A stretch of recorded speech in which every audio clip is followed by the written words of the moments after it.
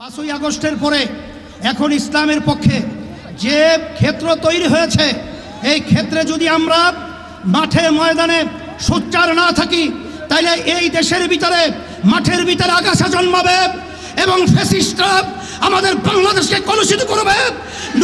নুরুর মতো লোককে অপমান করেছে, আবার ভোট কেন্দ্রে ওরা দখল করবে, ওদের উৎখাত করতে হবে, বঙ্গোপসাগরে ওদেরকে নিক্ষেপ করতে হবে, বাংলাদেশকে স্বাধীন বাংলাদেশ ঘোষণা করতে হবে। সংস্কার, বিচার ও পিআর পদ্ধতিতে জাতীয় নির্বাচন আয়োজনের দাবিতে এবং দেশ ও ইসলাম বিরোধী সকল ষড়যন্ত্র ও চক্রান্তের প্রতিবাদে আয়োজিত ইসলামী আন্দোলন বাংলাদেশে আজকের এই মহাসমাবেশে উপস্থিত বিভিন্ন রাজনৈতিক দলের নেতৃবৃন্দ, ওলামায়ে কেরাম, সাংবাদিক বন্ধুগণ, শিক্ষাবিদ, বুদ্ধিজীবী ও প্রিয় দেশবাসী, সবাইকে আন্তরিক শুভেচ্ছা ও কৃতজ্ঞতা জানাচ্ছি। শুরুতেই জুলাই অভ্যুত্থানে জীবন উৎসর্গকারী বীর যোদ্ধাদের স্মরণ করছি। তাদের শোকাহত পরিবার পরিজনের প্রতি সমবেদনা জ্ঞাপন করছি। আহত ও ক্ষতিগ্রস্ত সকলের প্রতি সম্মান ও কৃতজ্ঞতা জানাচ্ছি। 1957 সাল থেকে শুরু করে 1947 ও 1971-এর সকল যোদ্ধাদের প্রতি শ্রদ্ধা ও সম্মান প্রদর্শন করছি। ভাইরা আমার, দুর্নীতি, দুঃশাসন মুক্ত, সমৃদ্ধ ও উন্নত রাষ্ট্র নির্মাণের জন্যে এ দেশের মানুষ শত শত বছর ধরে আত্মত্যাগ করে যাচ্ছে। সুশাসন প্রতিষ্ঠার জন্যে রক্তের নজরানা পেশ করে যাচ্ছে। তারই ধারাবাহিকতায় 24 জুলাই আগস্টে ও আরেকটি গণ অভ্যুত্থান হয়েছে। আমাদের অতীতের আত্মত্যাগ বিফলে গেছে ভুল নীতি এবং অসুস্থ রাজনীতির কারণে। সুতরাং জুলাই অভ্যুত্থানকেও আমরা অতীতের মতো ব্যর্থ হতে দিতে পারি না। আবু সাঈদ ও মুগ্ধরা আমাদের স্মৃতিতে অম্লান হয়ে আছে। আহতরা এখনো ক্ষত বয়ে বেড়াচ্ছে। তাই প্রয়োজনীয় রাষ্ট্র সংস্কার এখনই করতে হবে। পতিত স্বৈরতন্ত্রের সাথে জড়িতদের বিচার করতে হবে।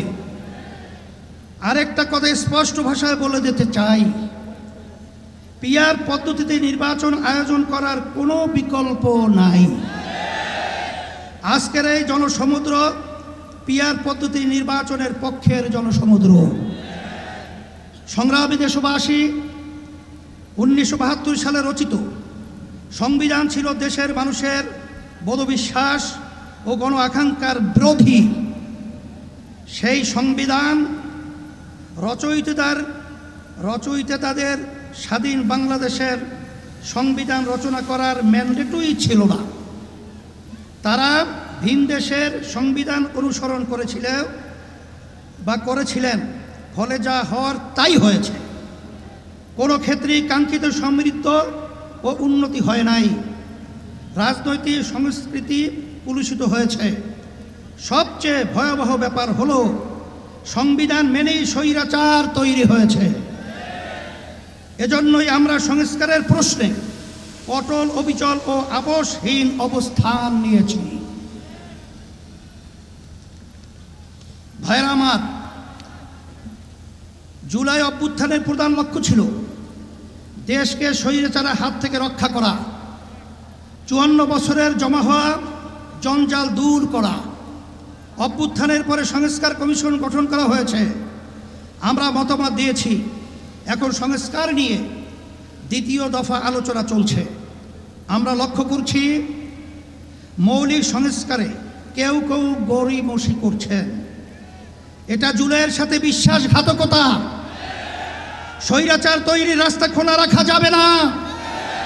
সংস্কার না করে নির্বাচন আয়োজন করে দেশকে আবারও আগের অবস্থায় নিয়ে যাওয়া যাবে না। রাষ্ট্রের মূলনীতি সহ সংসদের উভয় কক্ষে পিআর পদ্ধতি নির্বাচনের মতো বিষয় ঐকমত্য না হলে গণভোটের আয়োজন করতে হবে। ভাইরা আমার, পতিত ফ্যাসিস্ট জুলুমের রাষ্ট্র তৈরি করেছিল, হাজার হাজার মানুষকে গুম ও খুন করেছে, বিলিয়ন বিলিয়ন টাকা দেশ থেকে চুরি করে নিয়ে গেছে, লাখো মানুষকে কারাবন্দী করেছে, চাঁদাবাজি করে মানুষের জীবনকে অতিষ্ঠ করেছে, আর 24 জুলাই তো প্রকাশ্যে গণহত্যা করেছে। ফলে তাদের কোনো ক্ষমা নাই। যারা সরাসরি ফৌজদারি অপরাধের সাথে জড়িত ছিল তাদের বিচার করতে হবে, যারা অপরাধের সহায়তা করেছে তাদেরও বিচার করতে হবে। বিচারের ক্ষেত্রে কিছুটা অগ্রগতি হলেও পতিত সরকারের অধিকাংশ মন্ত্রী, এমপি এবং নেতারা এখনো জেলের বাইরে। অনেকেই দেশের বাইরে থেকে উস্কানি দিয়ে যাচ্ছে। আজকের এই মহাসমাবেশ থেকে ঘোষণা করছি, অবিলম্বে ফ্যাসিবাদীর সাথে জড়িত সকলকে শাস্তির আওতায় আনতে হবে। আরেকটা কথা বলি, সুপ্রিম কোর্টে বিচারপতি নিয়োগ নিয়ে অতীতের মতোই বাতাসে নানা রকম কথা ভাসছে। আমরা আমাদের চোখ কান খোলা রেখেছি। যোগ্যদের বাদ দিয়ে যদি তথাকথিত শপথবদ্ধ রাজনীতিবিদদের নিয়োগ দেওয়া হয়, তা কারো জন্যই সুকুমার হবে না। প্রিয় দেশবাসী, দেশের সকল মানুষের ভোটের দাম সমান। কারো ভোট যাতে অবমূল্যায়ন না হয় সেই ব্যবস্থা করতে হবে। তাই আগামী নির্বাচনে সংসদের উভয় কক্ষে অবশ্যই পিআর পদ্ধতিতে নির্বাচন দিতে হবে। যে যার যত শতাংশ ভোট পাবে সংসদে তাদের সেই অনুপাতি হার আসন থাকবে। এই পদ্ধতিতে রাষ্ট্র পরিচালনায় সকলের মতের প্রতিফলন ঘটবে। কোনো দল জালেম হওয়ার সুযোগ পাবে না। এটা জিনজির দাবি, এটা এখন জনগণের দাবি, দেশের অধিকাংশ রাজনৈতিক দলের দাবি, সকল ধর্মের মানুষের দাবি। আজকের এই মঞ্চ এটা আবারও প্রমাণ করেছে। ভাইয়েরা আমার, আমরা বারবার রক্ত দিয়েছি কিন্তু সফলতা পাই নাই, কারণ আমরা প্রতিবারই নেতা ও নীতি বাছাই করতে ভুল করেছি। আমরা 54 বছরে অনেক দলকে দেশ শাসন করতে দেখেছি, কিন্তু ইসলামকে এখনো ক্ষমতায় নিতে পারি নাই।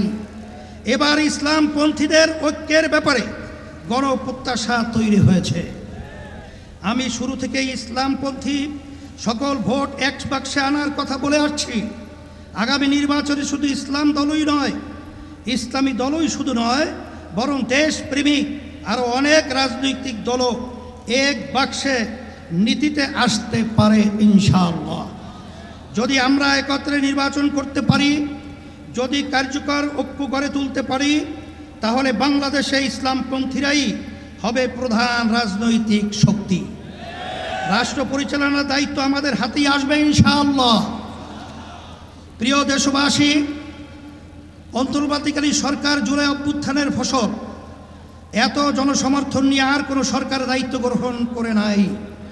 আমরা নিঃস্বার্থভাবে এই সরকারের পাশে দাঁড়িয়েছি। সরকারকে বলবো, সংস্কার, বিচার ও সুষ্ঠু নির্বাচনের যে অঙ্গীকার নিয়ে আপনারা দায়িত্ব নিয়েছেন, সেই দায়িত্ব পালনে অবিচল থাকুন। কারো দ্বারা প্রভাবিত হয়ে লক্ষ্য থেকে বিচ্যুত হবেন না। নিরপেক্ষ থেকে দায়িত্ব পালন করুন। আমরা আপনাদের পাশে ছিলাম, আছি এবং থাকবো ইনশাআল্লাহ। প্রিয় ভাইয়েরা আমার, আইন শৃঙ্খলা পরিস্থিতি, রাজনৈতিক চরিত্র, চাঁদাবাজির ক্ষেত্রে অবস্থার এখনো কোনো পরিবর্তন হয় নাই। একটি দলের বিরুদ্ধে অভিযোগ উঠেছে, কারো নাম ধরে সমালোচনা করতে চাই না, তবে পুরনো রাজনৈতিক অপসংস্কৃতি জিয়ে রাখার চেষ্টা সহ্য করা হবে না। রাজনীতির নামে সন্ত্রাস, চাঁদাবাজিকে অবশ্যই প্রতিহত করতে হবে ইনশাআল্লাহ। ভাইরা আমার, আমাদের প্রধান লক্ষ্য হবে মানুষের জীবনের নিরাপত্তা নিশ্চিত করা এবং গণমানুষের জীবন মান উন্নত করা, ভবিষ্যৎ প্রজন্মের জন্য নিরাপদ দেশ গড়ে তোলা, মানুষের বিশ্বাস ও চিন্তার স্বাধীনতা নিশ্চিত করা। আমরা একটি সমৃদ্ধ বাংলাদেশ নির্মাণ করতে চাই।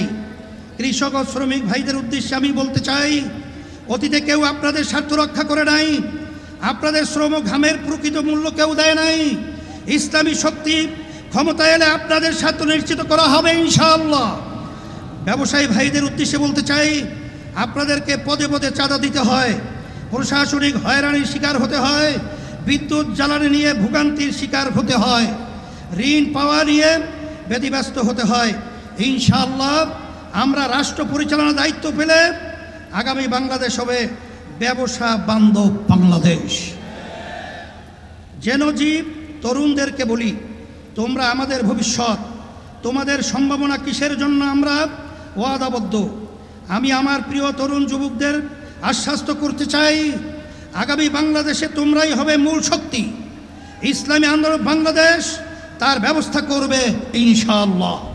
তোমাদের জীবনের প্রথম ভোট হোক সত্যের পক্ষে, কল্যাণের পক্ষে, ইসলামের বাক্সে। যদি তোমরা এটা করতে পারো, এদেশকে আমরা গড়ে তুলবই ইনশাআল্লাহ। আমাদেরকে কেউ দমাতে পারবে না ইনশাআল্লাহ। আমরা কথা দিচ্ছি, আমাদেরকে দায়িত্ব দিলে দুর্নীতির দুঃশাসন মুক্ত একটি সমৃদ্ধ বাংলাদেশ তোমাদের উপহার দেব ইনশাআল্লাহ। প্রবাসী ভাইদের উদ্দেশ্যে আমি বলতে চাই, আপনারা এদেশের অর্থনীতির অন্যতম প্রধান শক্তি, আপনারা আমাদের প্রেরণা, আপনারা ভিআইপি। আপনাদের উপযুক্ত সম্মান এবং ন্যায্য চাওয়া পাওয়া নিশ্চিত করার জন্যে যা যা করার দরকার আমরা তাই করব ইনশাআল্লাহ। সম্মানিত ওলামায়ে কেরাম, আপনারা দেশের শ্রেষ্ঠ সন্তান, অথচ অনেক ক্ষেত্রেই আপনারা অবহেলিত এবং রাষ্ট্রের সুবিধা থেকে বঞ্চিত। আগামী নির্বাচনে আমরা দেশ পরিচালনার দায়িত্ব পেলে ওলামায়ে কেরামদের প্রাপ্য সম্মান ও মর্যাদা নিশ্চিত করব ইনশাআল্লাহ। প্রিয় দেশবাসী, ইসলামী আন্দোলন বাংলাদেশ প্রতিবেশী রাষ্ট্রের সাথে শান্তি ও সৌহার্দ্যপূর্ণ সম্পর্ক চায়, সহযোগিতামূলক সম্পর্ক চায়, নিরাপদ সম্পর্ক চায়। তবে কোনো আগ্রাসী মনোভাব, অবৈধ হস্তক্ষেপ বা চোখ রাঙ্গানি প্রত্যাশা করে না। বাংলাদেশের হিন্দু, বৌদ্ধ, খ্রিস্টান, উপজাতি, ক্ষুদ্র নৃগোষ্ঠী এবং মুসলমান সকলে মিলেই আমরা বাংলাদেশি। এই দেশ আমাদের সকলের, ধর্ম বর্ণ নির্বিশেষে সকলের জানমালের নিরাপত্তা নিশ্চিত করা এবং সবার জন্য সমান সুযোগ ও মর্যাদা প্রদান করা আমাদের রাজনৈতিক অঙ্গীকার। আমার মা বোনদের উদ্দেশ্যে বলতে চাই, নারীরা আমাদের জনশক্তির অর্ধেক। দেশ গঠনে নারীদের ভূমিকা খুবই গুরুত্বপূর্ণ। ইসলামী আন্দোলন বাংলাদেশ নারীর স্বাধীনতা, সম্মান ও অধিকার নিশ্চিত করতে চায়। আমরা নারীর প্রতি কোনো প্রকার সহিংসতা বরদাস্ত করব না, নারীকে পণ্য বানাতে দিব না। নারীর প্রকৃত মর্যাদা সমুন্নত করাই আমাদের পবিত্র দায়িত্ব। ভাইয়ের আমার, এ মহাসমাবেশ থেকে আমরা ফিলিস্তিনি জনতার প্রতি সমর্থন ঘোষণা করছি। প্রথম কিবলা বাইতুল মুকাদ্দাসের মুক্তিসহ স্বাধীন ফিলিস্তিন রাষ্ট্র প্রতিষ্ঠার জন্য সব মুসলিম দেশের রাষ্ট্রপ্রধানদের কার্যকর উদ্যোগ নেওয়ার জোর দাবি জানাচ্ছি। সংগ্রামী ভাইয়েরা আমার, আমরা রাষ্ট্রে সুশাসন চাই, জবাবদিহিতা নিশ্চিত করতে চাই। যেখানে রাষ্ট্রপ্রধান ও জনতার কাছে জবাবদিহি করতে বাধ্য থাকবে। আমরা ন্যায়ের শাসন প্রতিষ্ঠা করতে চাই, আমরা দুর্নীতিমুক্ত বাংলাদেশ প্রতিষ্ঠা করতে চাই, আমরা দক্ষ সৎ জনপ্রশাসন গড়ে তুলতে চাই। প্রতিষ্ঠার পর থেকে আজ পর্যন্ত ইসলামী আন্দোলন বাংলাদেশ কখনো অন্যায়ের সঙ্গে আপোষ করে নাই, শর্টকাট পথে ক্ষমতায় যেতে চায় নাই, নীতি বিসর্জন দেয় নাই। সব কিছুর ঊর্ধ্বে আমরা ইসলাম, দেশ ও জনগণের স্বার্থকে প্রাধান্য দিয়েছি। আগামীতেও আমরা জনপ্রত্যাশাকে পূরণ করতে চাই। প্রিয় নেতাকর্মী বৃন্দকে বিশেষ করে আমরা বলবো, আপনারা অনেক ঘাম ঝরিয়েছেন, অনেক সময় দিয়েছেন, অনেক রক্ত দিয়েছেন, জীবন দিয়েছেন। আপনাদের কোরবানির বদৌলতে ইসলামী আন্দোলন বাংলাদেশ আজ গণমানুষের শক্তিশালী রাজনৈতিক দলে পরিণত হয়েছে। এখন সময় ফসল ঘরে তোলার। সুতরাং মহাসমাবেশ থেকে ফিরে গিয়ে কমিটিগুলোকে আরও সক্রিয় করুন। গ্রাম মহল্লা ভোট কেন্দ্র ভিত্তিক কমিটি গঠন করুন। সকল ভোটারের কাছে গিয়ে দাওয়াত দিন। তাদের সামনে ইসলামের সৌন্দর্য, শ্রেষ্ঠত্ব তুলে ধরুন। সকল ধর্মমত, পথ ও মাসলাকের সাথে সম্পর্ক উন্নয়ন করুন, সকল পেশাজীবীদের সাথে সম্পর্ক ঘনিষ্ঠ করুন। প্রিয় দেশবাসী, আগামী বাংলাদেশ ইসলামের বাংলাদেশ, আগামী বাংলাদেশ দেশপ্রেমিকদের বাংলাদেশ, এই লক্ষ্য অর্জনের সকলকে সর্বোচ্চ শক্তি নিয়োগ করার আহ্বান জানাচ্ছি। আসুন সকলে মিলে আমাদের স্বপ্ন পূরণে একযোগে কাজ করি। আজকের মহাসমাবেশে আসার জন্য সবাইকে আবারও ধন্যবাদ ও কৃতজ্ঞতা জানাচ্ছি। ইসলামী আন্দোলন বাংলাদেশের সকল নেতাকর্মীকে শুকরিয়া জানাচ্ছি। আপনারা যেন পরিশ্রম করেছেন, তার প্রতিদান একমাত্র আল্লাহই প্রদান করবেন ইনশাআল্লাহ। সারা দেশ থেকে যারা এসেছেন, সহযোগিতা করেছেন, প্রচার করেছেন এবং বুদ্ধি পরামর্শ দিয়েছেন, তাদের সবার জন্য অন্তর থেকে বলছি জাযাকুমুল্লাহ খায়রা। আল্লাহ আপনাদের প্রতিদান দিবেন। প্রশাসনের ভাইদের শুকরিয়া জানাই, সাংবাদিক বন্ধুদের শুকরিয়া জানাই, আরও যারা যেভাবে সহায়তা করেছেন তাদের সবার জন্যে আল্লাহর কাছে দোয়া করি। আল্লাহ হাফেজ।